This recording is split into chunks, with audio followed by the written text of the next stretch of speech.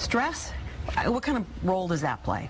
Well, stress is a terrible thing. We know it enhances inflammation. We get the cortisol surges, which make people, gain weight, and then that eventually leads to adrenal burnout and adrenal fatigue, which makes people exhausted, and then they can't lose weight because they're so tired. So it's this cycle. Yes. How do you begin breaking it?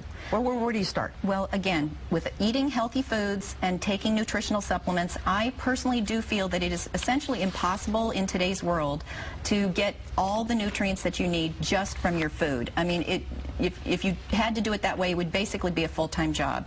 So I think most people have to take supplements. I'm a big fan of resveratrol, of course, omega-3. You can't drink nearly enough wine to get enough resveratrol. That's why red wine is better than white wine for you. But, the omega-3 fish oil, like 2,000 milligrams a day of that, but it has to be purified fish oil. You want to know where that fish oil is because there's PCBs. I read about that recently. And mercury and all kinds of toxins in the fish, which is why you have to be careful about even the fish that you eat. If it's farm raised or if it's not, if it's not, fished out in deep water, it's going to be full of toxins.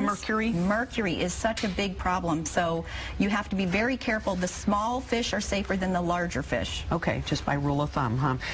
We were talking during the break about yeast, and you're concerned about people's yeast levels being too high in their intestinal tracts. Yeah, what does that do? A lot of people have a yeast overgrowth situation in their intestines, and the yeast actually cause people to crave sugar. So sugar cravings are a big issue, and of course sugar is yeast's favorite food.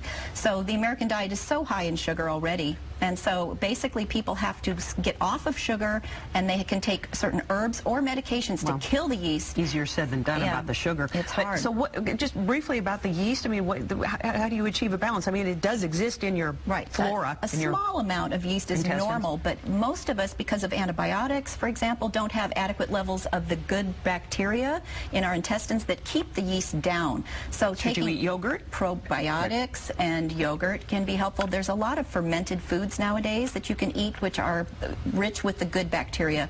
But again, taking a probiotic pill can be very helpful, and anti-yeast supplements, or in some cases we need medicines like diflucan or ketoconazole. These are medicines that kill yeast. Well, I mean, how do you know if you're out of balance? Well, there are medical tests that you can take. Okay, so I order tests on people to find out if they have a yeast overgrowth situation. But people with brain fog and fatigue and itchy skin and, again, sugar cravings, these are symptoms of yeast overgrowth.